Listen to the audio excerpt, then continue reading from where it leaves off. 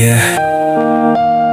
Ito ang kwento ng isang taong hindi sumuko kahit iniwan ng panahon. Ako si Boy Tisoy, bitbit ang pangarap, kahit ang mundo sa akin ay tila nakatalikod lahat.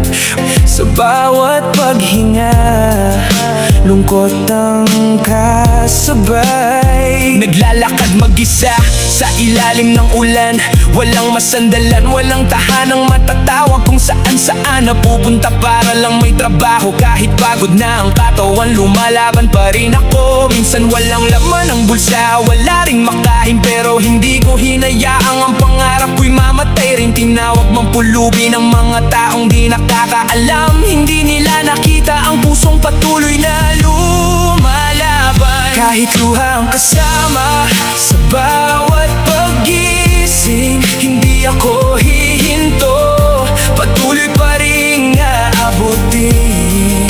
Kapag ako'y bumagsak, babangon ulit ako, dahil alam kong may dahilan ang bawat pagsubok.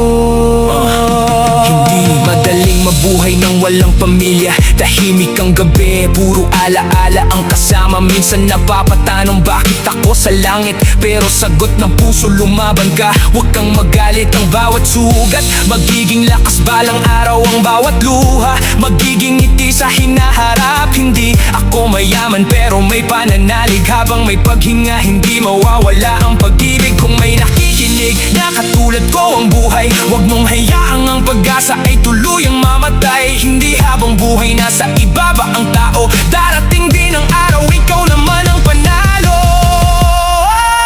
Ako si Boy Tisoy, hindi susuko kailanman. Kahit mag-isa sa gitna ng kahirapan, may Diyos na gabay sa bawat hakbang ko.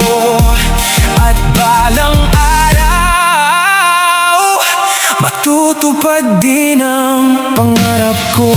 Para sa lahat